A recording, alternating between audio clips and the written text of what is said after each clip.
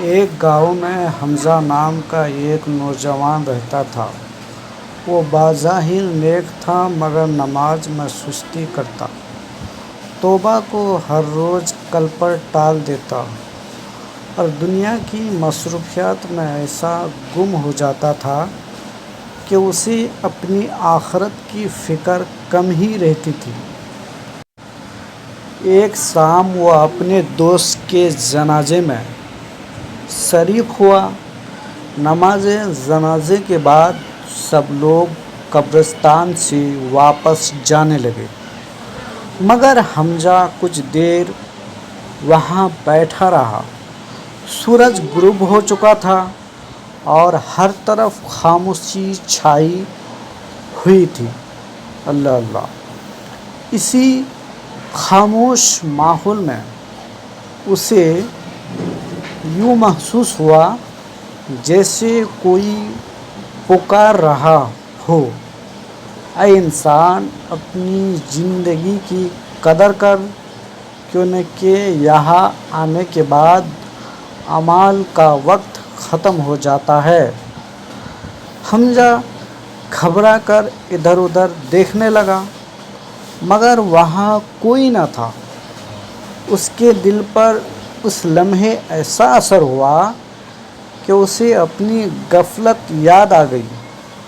وہ روتا ہوا گھر واپس آیا اور سچے دل سے اللہ تعالیٰ کے حضور توبہ کی۔ اگلے ہی دن سے اس نے 5 وقت نماز کی پابندی شروع کر دی، قرآن کریم کی تلاوت کو معمول بنایا، والدین کی خدمت کرنے لگا، غریبوں کی مدد کرنے لگا اور لوگوں سے حسن اخلاق کے ساتھ پیش آنے لگا۔ چند ماہ بعد گاؤں کے لوگوں نے محسوس کیا کہ حمزہ پہلے جیسا نہیں رہا۔ اس کے چہرے پر سکون تھا اور اس کی گفتگو میں نرمی آ گئی تھی۔ جب بھی کوئی اس سے اس تبدیلی کی وجہ پوچھتا تو وہ صرف اتنا کہتا، آخرت کو یاد کرنے سے انسان کی زندگی بدل جاتی ہے۔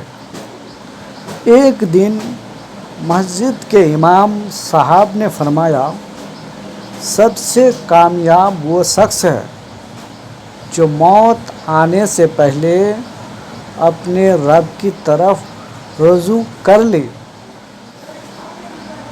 حمزہ نے یہ بات سنی تو اس کی آنکھوں سے آنسو بہنے لگے۔ اسے احساس تھا کہ اصل کامیابی دنیا کی دولت یا شہرت نہیں بلکہ اللہ تعالیٰ کی رضا ہے۔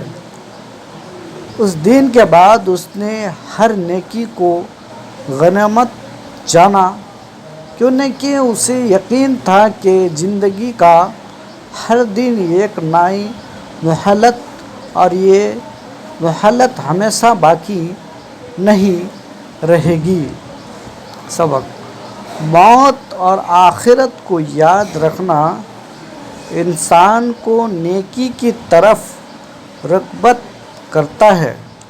سچی توبہ سے انسان کی زندگی بدل سکتی ہے۔ نماز، قرآن اور اچھے اخلاق دنیا و آخرت کی کامیابی کا راستہ ہے۔